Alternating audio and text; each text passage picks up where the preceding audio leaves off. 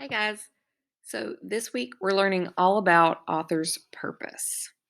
Author's purpose is basically why a writer writes a text, their intent, what they intended to do. There are three main reasons why authors write. So we have to inform, if they want to teach you something, give you facts. It's also known as expository writing. To persuade, if they're trying to change your mind, or get you to do something or believe something, it is persuasive writing. Or to entertain. That's where you get stories, poetry, the stuff that we read for fun. The author wants to entertain us. So if you're writing to inform, it's often called expository or informational writing. It gives you facts. It's there to teach you something. So here's some examples. If you were reading a biography of Barack Obama, listening to a news report, or writing a note to a friend to tell them, some information. Or like school writing is often informative writing, essays that you write. So, for example, an essay about killer bees. All of this, the author's purpose is to inform.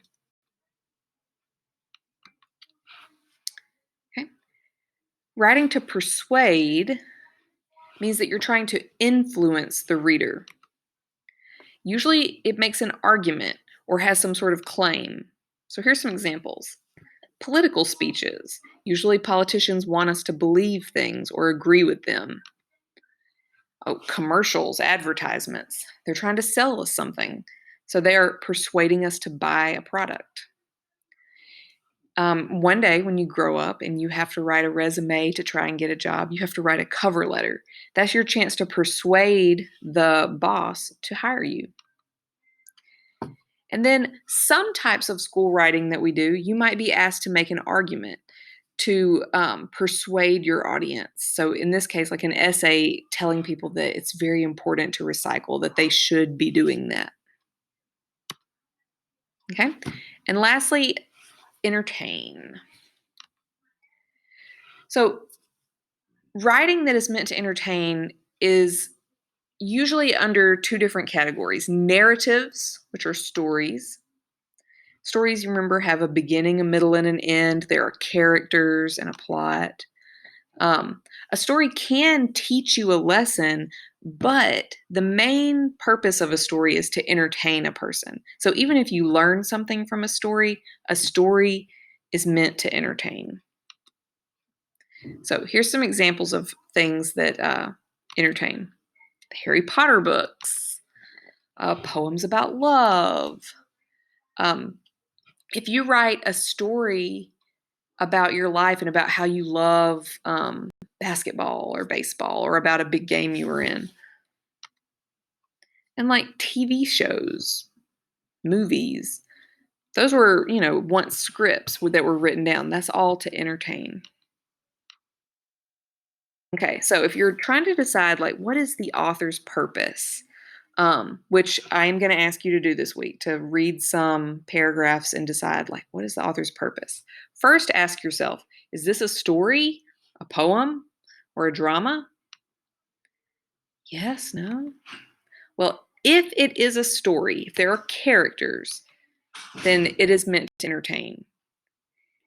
If it is not a story, then you ask yourself, is it trying to convince me of something? Is it making an argument? If yes, it is trying to persuade you. Not, then ask yourself, am I learning a lot of facts? Is it trying to teach me something? If yes, then it is to inform.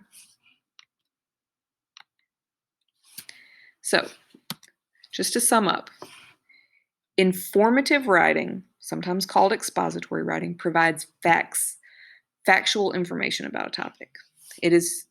The purpose is to inform. Persuasive writing expresses an opinion, and it can use facts to support that opinion, but overall it's going to be trying to convince you of something.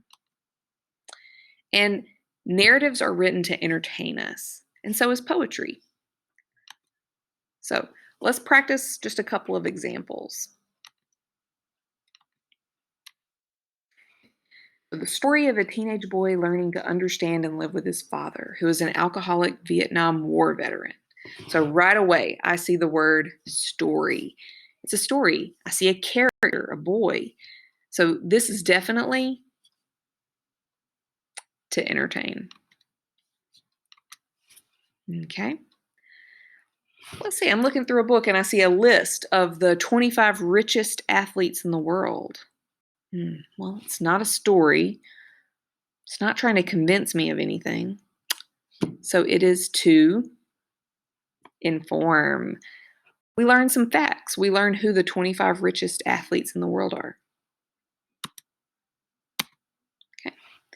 And then finally, an article arguing why Michael Jordan is the greatest basketball player ever. So once again, my eyes go to this keyword here, arguing. Obviously, I'm being asked to believe that Michael Jordan is the greatest basketball player ever. There are probably some facts in there, but overall, the writer is trying to convince me of something. So this is to persuade. Okay? I hope this was helpful. I'm going to attach this PowerPoint to the module so that you can look back at it whenever you want. This week, I'm going to have a little paragraph in your quizzes. You read it and you tell me, is it trying to inform, persuade, or entertain? Okay? Good luck.